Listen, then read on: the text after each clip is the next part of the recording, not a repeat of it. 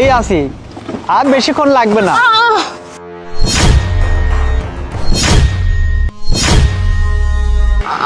আরে লিমা, তুমি কিভাবে বললে? আরে কিসের জন্য একটা শব্দ হলো? আরে আমার তেমন কিছু হয়নি, এই যে মেয়েটা না ইচ্ছে করে আমাকে ফেলে দিছে, তুমি ওকে তাড়াতাড়ি ধরো। আরে তুমি বাদ দাও তো, তুমি আগে উঠো ওঠো। আরে তুমি উঠো। আমাকে ছাড়ো তো, তুমি যাও আগে ওই মেয়েটাকে ধরো, আরে ও তুমি চলে উঠো। যাবে, তুমি ছাড়ো আমাকে, যাও।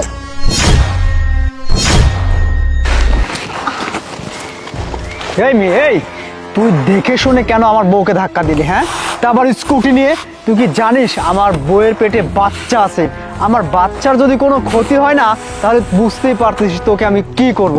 রাস্তাঘাটে কি চোখে কি অন্ধ নাকি, চশমা পরে হাঁটিস? বিশ্বাস করো ভাইয়া, আমি ওনাকে ইচ্ছে করে ধাক্কাটা দেয়নি, উনি তো রাস্তার মাঝখান দিয়ে হাঁটতেছিল আর এত জোরে জোরে হর্ন দিতেছিলাম, উনি কানেই শুনতে পাইনি। এখন আমার দোষটা কোথায়? এই বেয়াদব, রাস্তায় কি দেখে শুনে চলতে পারিস না? আমার বউয়ের পেটে বাচ্চা আছে, আর আমার বাচ্চার যদি কোনো ক্ষতি হয় না, তোকে একদম জানে মেরে ফেলবো বললাম। প্লিজ বিশ্বাস করুন, উনি না হঠাৎ করে আমার গাড়ির সামনে চলে আসছে, আর কখন যে লেগে গেছে আমি বুঝতে পারিনি।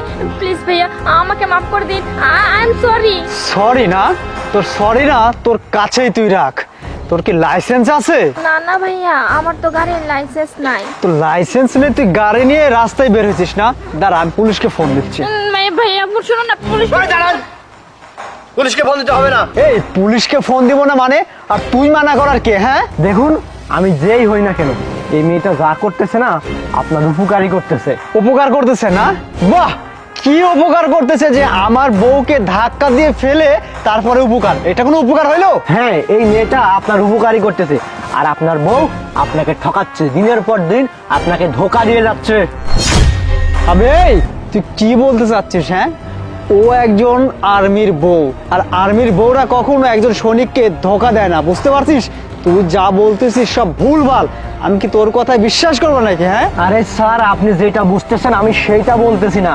আপনার বউ দ্বিতীয় কোনো পুরুষের দিকে চোখ তুলে পর্যন্ত তাকায় না, কিন্তু আমি বলতেছি আপনার বউ আপনাকে ঠকাচ্ছে, আপনাকে ঠকাচ্ছে, বুঝতেছেন? আরে আমার বউ আমাকে ঠকাচ্ছে মানে? আপনি সব কি বলতেছেন? হ্যাঁ, আপনার বউ আপনাকে ঠকাচ্ছে।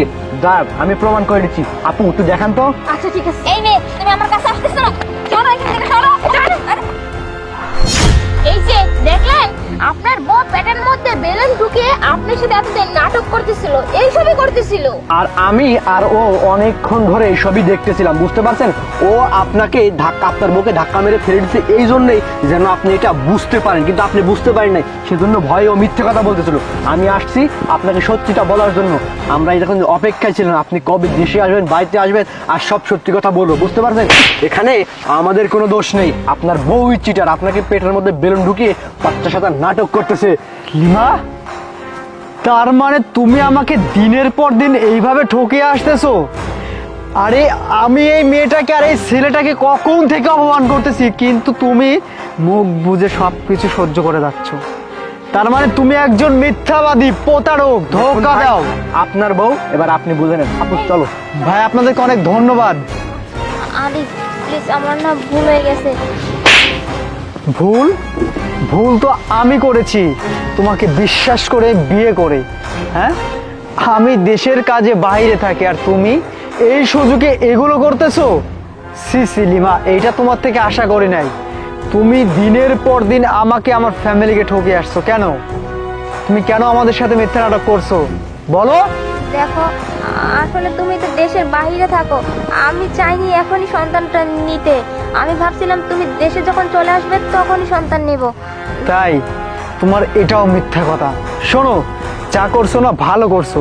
তোমার মতো মেয়ের সাথে আমি আর সংসার করতে চাই না। তুমি তোমার রাস্তা দেখো, আমি আমার রাস্তা দেখি, আর তোমাকে ডিভোর্স দিয়ে দিব। কোর্টে এসে ডিভোর্সটা নিয়ে নিব। Good bye. আরে